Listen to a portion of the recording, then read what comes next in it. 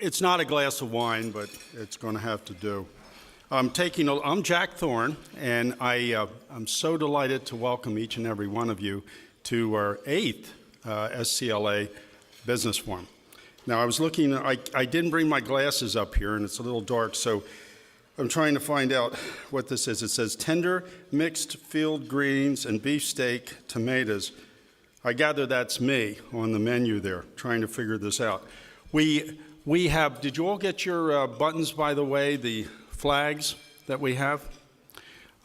We used to have them, they were made in China, but we've switched now, and they're all American-made, so they don't have a listening device. So you can feel safe. Coigo ergo sum. And that's an old saying by Descartes in Descartes' Meditations. I think, therefore I am. This is a very profound statement when we think about all the different challenges and the things that make us a living human being. When we take a look at the evolution of thoughts and the ideas and all the different things that are involved in supply chain and logistical operations, I think it's important for us to realize that thought is the predecessor to a great idea. And DBM many years ago, almost 3 decades ago, was founded by individuals like John Coyle at Penn State, Don Bowersox, and quite a few other individuals that are either retired or have passed away over the years. It was a concept of bringing the great minds of the universities all over the world together to do business forums for industry, focused on what was distribution technology at one time, has evolved into what we call this great world of supply chain and logistical operations. And over the years, we've accomplished incredible things in the idea of thought leadership, the ability to network with senior people and to grow professionally. Are you having a good time here? Let's hear it, all right? There has been an enormous amount of effort from people like John Phillips over here, Amy Thorne sitting at this table, Carl over here with Safeway, and numerous individuals that have contributed so profoundly to the wonderful operation that we have experienced in the different sessions throughout the last few days. And I don't want to use the old cliche, but I think the best is yet to be, because we are taking a look now at a beautiful schedule for the afternoon with Mr. Stuart Varney. And Stuart, if you could stand, let's have a round of applause. By the way, Wolf Blitzer called, and he wants equal time. I just want to let you know that. But Stuart is going to enlighten us with a wonderful program later this afternoon. And we have actually several more sessions and events packed into a very, very full day, culminating in a reception and the Circle of Excellence banquet, which will take place later this evening. But DBM has grown over the years, and the program, the SCLA, Supply Chain Leaders in Action, is an organization that has grown to containing over 60 of the nation's largest corporations, handling about $1.5 to $2 trillion in business. We have the option here to network with the senior leadership, the opportunities to grow professionally in a very profound way. So we are delighted this afternoon to choose a company that is going to represent some of the finest ideals that we can all emulate. And we have an award, and it's the Circle of Excellence Award. And my good friend, Dr. Keith Helfrich, who is the Professor of Supply Chain and Humanitarian Management, will introduce the award, tell you a little about it, and then we will hear from Safeway of some of the very positive things we've done. Having good ideas, being an effective company, being an organization that gets the job done, that's only part of the story. It's also what you give back and what are the positive things you do for our country and our environment throughout. And that is really what this award's about. So without further ado, I'd like to introduce Dr. Keith Helfrich.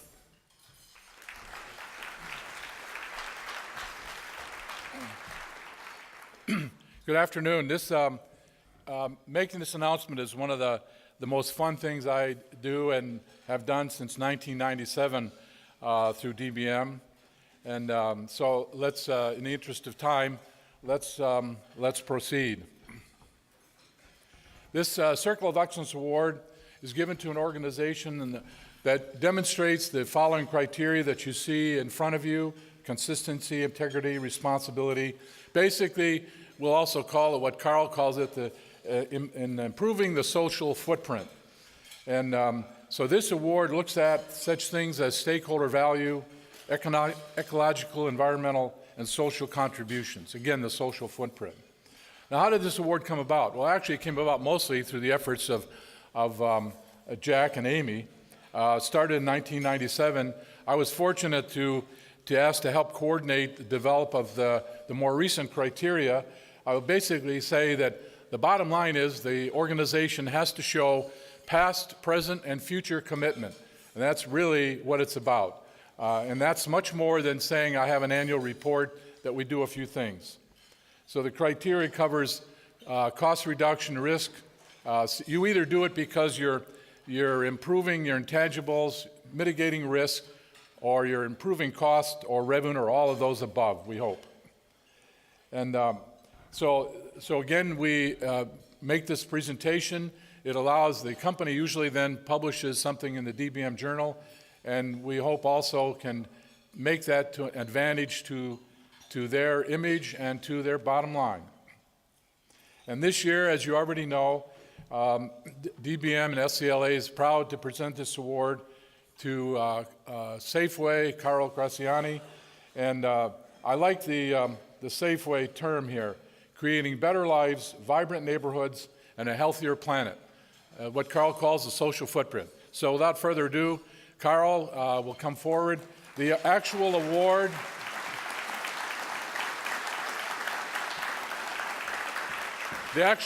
will be presented this evening, but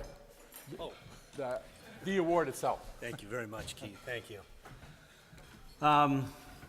Well, thank you, everybody, and I am truly honored to be accepting this award on behalf of Safeway. And Jack, I'll put your speech up underneath here for the next lunch that we have. But I'm honored to be accepting this on behalf of Safeway, and to be accepting it on behalf of DBM. The companies that have received this award before, I've sat through a number of these presentations to see what they do, and it is truly amazing what, as industry, we can do in addition to the things that we do day to day just to make products and goods and services. Safeway has a real commitment to corporate social responsibility. And if you were to look at our current commitment, our CSR vision is that we will be the premier retailer in the grocery sector with an unrivaled reputation, pursuing growth through leadership in environmental, socially responsible, and ethical business practices. And I'm proud to be part of a company that puts that at the front end of how we do business. We actually have 4 platforms that we use and that we kind of put our initiatives around. And that is our people, our products, our community, and our planet. So those are the 4 areas that we deal with. And if you look within Safeway, you would notice that while we have some individuals that are specifically responsible to help coordinate the activities that we have, in Safeway, there is no single department of social responsibility. Within our company, this is something that's built into our DNA. And if you look at it, there are 4 platforms that allow us to do that. From our people, clearly those are some of the areas where our HR departments, our Safeway Health Initiative falls under, government affairs, our legal corporations. All of those folks are part of that platform and participate on the actual development of what our initiatives will be. Our products, from our consumer brands, our perishables and non-perishable consumer demand units in business, how we sell, what we sell, our supply operations, our diversity programs that we have, all along to our community. Public affairs are part of that. Our Safeway Foundation, which donates millions of dollars to various communities. Our retail and our marketing organizations are all part of that in terms of special events and organizations. And our planet. When we look at that, everybody participates in that, from retail to supply operations, our supply chain, our energy division, because we do have a footprint and we sell fuel, our real estate and construction, our retail store maintenance, marketing, and our consumer brands and IT, all are part of those organizations. And I'll say this, it's not just part of what we have to talk about on a regular basis, because truthfully what we do in this area, we have that integrated into all of our objectives. So each one of those functional areas, as part of their objectives each year, builds into it an objective that we're measured against, that we have to perform against. That's part of our social responsibility area. So we live this as part of our overall company position. And I just wanted to say our commitment involves supply chain excellence, not just at those levels as well, but also in key product offerings that we do. If you look at animal welfare, in May of 2012, we announced a goal of a gestation-free, stall-free pork program and supply chain for pork. And in December of 2012, we became the first major retailer in the US to require that cage-free and organic egg suppliers to become certified humane suppliers. So not just in terms of what we do, but also how we conduct our business. And on animal welfare, we set a goal that all fresh and frozen seafood would be responsibly sourced and on a clear time-bound path from each of our manufacturers to achieve that status by the end of 2015. So I'm proud to say that we are ranked #1 in the second consecutive year by Greenpeace for our efforts around the seafood sustainability list for supermarkets. We spent decades working with hundreds of local growers across the country to bring the finest fruits and vegetables to our stores. And if you think about that, not only does it help the local economies and communities, but there is a huge footprint related to moving product. And by doing this on a local basis, we're able to reduce that and able to reduce our carbon footprint as well as help our specific communities. We're also encouraged and committed to encouraging our customers to choose products that are actually better for them and that will help them through better lives. One of them is O Organics. We've developed an extensive line of USDA certified organic food and beverage items. Add to that Open Nature. Okay, the Open Nature products are made with 100% natural ingredients. We have a line of bright green products that we actually use for cleaning products. They're made with naturally derived and biodegradable ingredients. And then we have a line called Eating Right. And all of that are better for you foods that are either lower in fat, higher in fiber. So when we talk about our social commitment and we talk about that in terms of health and wellness, we're also talking about that to the product offerings that we give to our consumers. So I'm very proud to see some of the innovation that we've brought in that area as well. I want to spend a couple of minutes, though, really taking a look at one area, and that is something that has become a major initiative for us and that we have really just begun. Because as you'll see, this is not an area that we can call a sprint.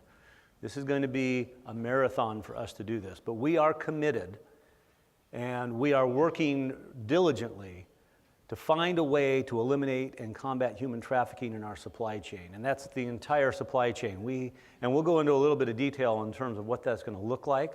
One of the things I wanted to do was to make sure that everybody here kind of understands the size and magnitude of that. And I wanted to have Mark Wexler come up. Mark is for Not for Sale. Not for Sale is a leading NGO that has really helped us both identify what the problem is and is helping us with a lot of best practices and ways that we can actually work to do this. So Mark, if you come on stage, I appreciate it. Thank you for being here. Absolutely. First off, how amazing is it that Carl would share this incredible platform with us? I think that just shows the vision that he has for where he wants to take Safeway, and also just be a leader to other corporations as well. Human trafficking, forced labor, debt bondage, these all describe modern day slavery. I know it's hard to believe that this still happens today, but it truly, honestly does. In fact, it's not just an over there thing. This also happens in our own backyard. The reason why we got started, Not for Sale, is because we found out that modern day slavery was occurring just across the bay. Our headquarters at the time were in San Francisco. And just across the bay in Berkeley, we found that there was a case of 550 women and girls over a 5-year period have been trafficked from India to work not as sex slaves, as many as we think, but they were forced to work in restaurants, and they were forced to pick vegetables in our fields. Now, that was in 1999. And that got us thinking, was this a one-off thing? Or is this something that is much bigger and broader? And it turns out it absolutely is bigger and broader.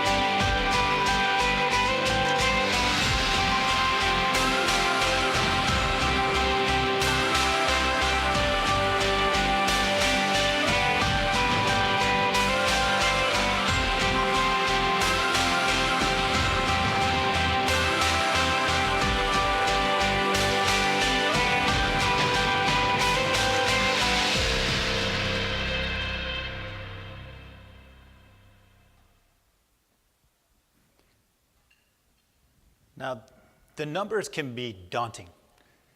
The reality is that there are 30 million people enslaved today, which number-wise is more than any point in the history of the world. But that's not where we should get stuck. We shouldn't get stuck in the numbers, the 30 million. This is a $32 billion a year industry. It just passed the global arms trade to become the second leading most lucrative illicit crime in the world, according to the FBI. So I'm not making it up. I'm not some crazy wacko. Okay, wait, maybe I am. But when you start to wake up to these realities, the second leading crime, we're not even aware of it. We're not even talking about it. And that's where you can get stuck. But that's not where we should be. And that's what Not for Sale is about. It's finding collaborators and partners, companies, faith-based groups, government. It doesn't matter. We can find a way to actually move forward and create solutions. Now that's the most important thing. And believe me, it's not going to be one NGO or one government that actually gets this done. It's going to be all of us collaborating and finding ways to make mutually beneficial programs and partnerships that see a change, that actually set goals, that actually achieve objectives, and work hard on our tasks. We can do that if we do it together. Now you see here, this is about force, fraud, and coercion. Now 200 years ago, this was a very different issue. It's changed. The manifestation of it has changed. And if you look at William Wilberforce, what he did was help bring the end of the transatlantic slave trade 200 plus years ago. That is incredibly important. And I think one of the main learnings from that we still talk about today is changing of law. But in reality, what he did was begin a sea change in global economy. And that's where we have to focus. The truth is, he changed the very fundamental ways in which we interact with each other through commerce. And so if slavery 200 years ago, or in this country through the Civil War, if slavery was the backbone of our global economy, that backbone was shattered. But it's not that it went away, unfortunately. It's that it went into the deep, dark crevices of our global economy, our global society, and our culture. And so today, and I'm going to be very, very honest with you, today people are waking up to this. There's a growing amount of modern day abolitionists who are understanding culturally what this means for us here in the United States. There's an important law that was passed here in 2000 called the Trafficking Victims Protection Act, which helped seed this beginning shift culturally, which is leading to change within our society. The next step, folks, is our economy. And the reality is that, and this is not me, this is the US State Department. The US State Department says in their Trafficking in Persons report in 2012 that there's no person in the United States that can wake up, drink coffee, eat a morning breakfast, drive to work, walk in that door, and not touch some form of forced labor. Again, that's not me, this is the US State Department. And there are a growing number of people who care about this. Now, again, I think most NGOs could come in, and what they're going to tell you is that, this is horrible, this is bad, and we're going to get people riled up and excited, and then we're going to do nothing. We're just going to walk away and watch the fire rage. That's not us. That's not us at all.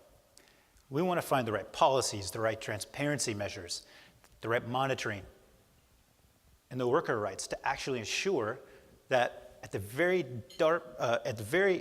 edges of our supply chain, which is where most of these atrocities occur, how do we begin to address those? And again, this is not a gotcha thing. This is not a name and shame. This is just a reality check. This is where we are. And you know what? The first step forward is just creating a baseline understanding of where we are. And we're awakening to that. This very young modern-day abolitionist movement is starting to make that change. And it's infecting the way consumers are thinking about the products that are being made. It's just what's happening. So, as I mentioned, the last thing we want to do is just name all the problems, the fact that this is happening. But here's just one example of the type of innovative models that we're creating at Not For Sale. We actually started a consultancy. It's called Upstream. And this is not, I'm more of a social justice geek, right? But we went and hired the best leaders to run Upstream. Now, the former president of supply chain for Juniper Networks, and also the former CSR director for Apple and Gap and Burberry have come on board. They're the co-CEOs of Upstream. And now here's where it may be a little different, is that when we engage with a potential client, not only do we work on those measures, the transparency, the protocols, and those procedures, and the oversight, but Not For Sale actually owns equity in Upstream. And so this is how we drive back income into our nonprofit model, and so that we don't have to worry about necessarily where all of our income is coming from. Now, what we do at Not For Sale is then provide an impact report. So not only are you getting a supply chain consultancy, but the income that is driving back to Not For Sale for our direct service with survivors of human trafficking. Last year alone, we worked with over 1,500 survivors of human trafficking on 8 projects around the world, which is the largest impact of any anti-human trafficking organization in the world today. But based on the income driven back from your supply chain consultancy, Not For Sale produces a direct service impact report. So it's a win-win. It's a working through supply chain and a win for actually driving income back to direct service projects. But again, I just want to applaud Carl. I want to applaud Safeway for working with us. You know, it's been a couple years coming, and this is a reality that, again, many consumers are waking up to, and we're finding the right partners with Safeway and Juniper Networks and Gap and others who we're working with that are taking the lead. So I just want to, again, applaud Carl. Thanks. Thanks, Carl.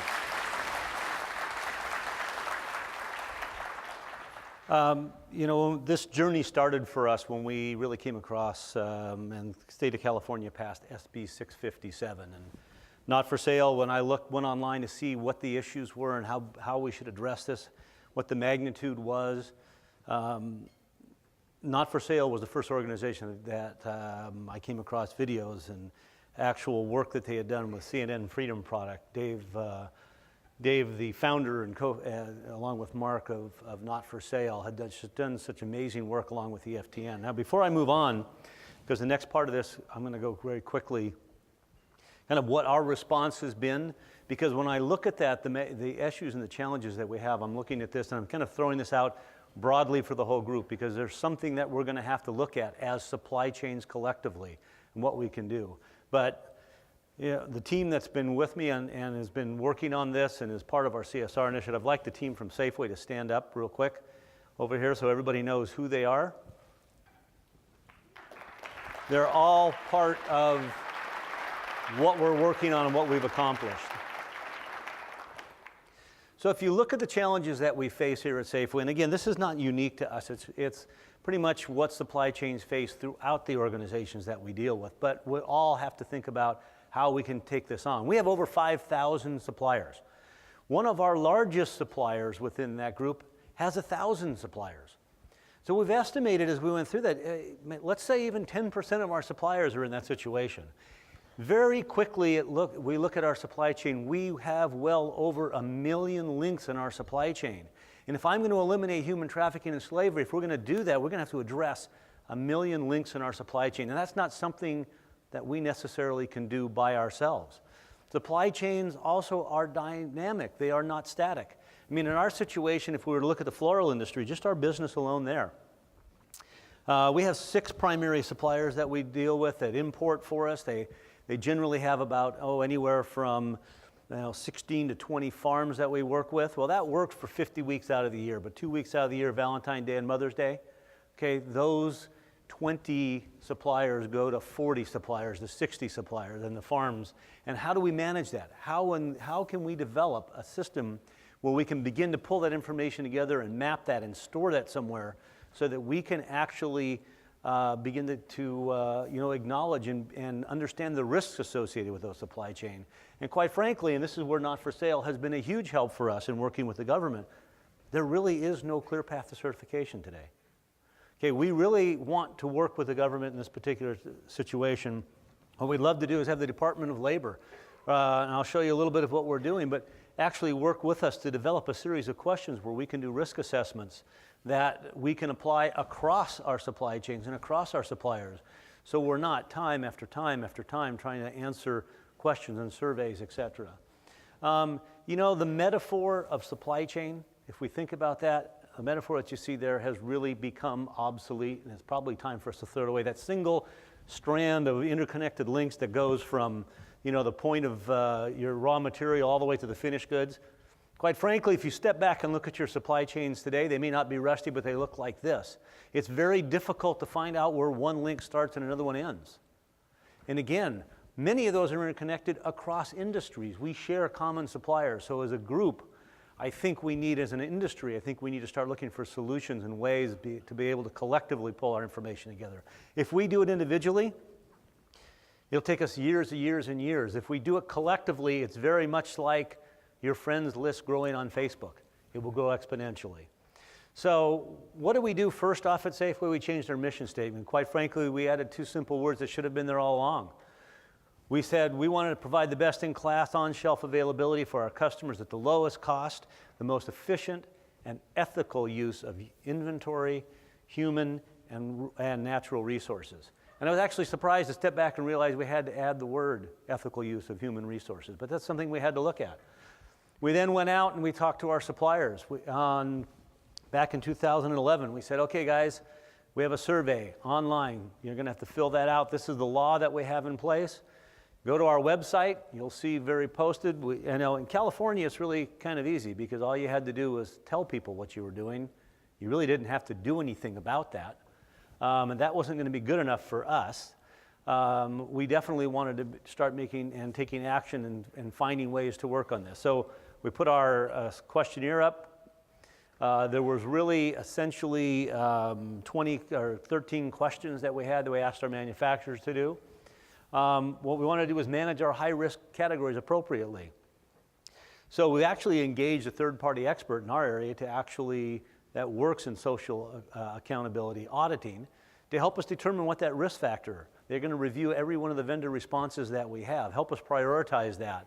We're working with leading nonprofit organizations, Not for Sale, EHTN, and Human Trafficking Now, to help develop that risk protocol. Because if we don't do it ourselves, then the government really is going to do that for us, and I'm not sure the outcome will be as good as we would like it. We've developed an online application that allows consumers to make, we haven't developed yet, we're in the process, but we're developing an online application that will allow consumers to make a choice. So as we get these risk assessments done, I'm not sure what this will look like at this point in time. I'm looking for any kind of feedback that we have in that area. But we'll allow them to see which areas have high risk and not. And that's where they make informed choices, and that's where transparency is all about. We've implemented an online training program. We've trained all of our employees. Over 1,000 employees have been trained. And then all new suppliers that come on board, they don't come on board unless they've filled out the survey and unless we've been able to do the risk assessment. This is what our online training has looked like. We have it done for not only to identify the areas, but also specific areas and ways that people can be. And from this, they're learning the questions to ask of suppliers and be able to have that dialogue up front. Okay? Some of the best practices. And I would say that I would share this with you because I think if we all do this collectively, these are the ways that we can help make a difference. And one is identify the risk in your supply chain. We need to review the countries. You need to review the risks, the products and categories. And if you look at the Department of Labor, they'll tell you chocolate from Africa has an issue. Okay, we have to go a little further than that because we have to review things beyond that with the questions that we have. We have to set company standards to address human trafficking and slavery. We have to train employees on those standards. We have to share those standards and expectations with all of our suppliers. And I'm hoping that all of you are doing the same thing with your suppliers. We have to monitor and review supplier compliance against established standards, and that's going to be the difficult part. At some point, we don't want to have to audit the world to death, but we need to be able to collect the information where that's been done, store that in such a way that we can actually address that. So again, create and prioritize and make a risk plan. Map your supply chain back to raw materials, and that's been the most difficult thing for us to all do.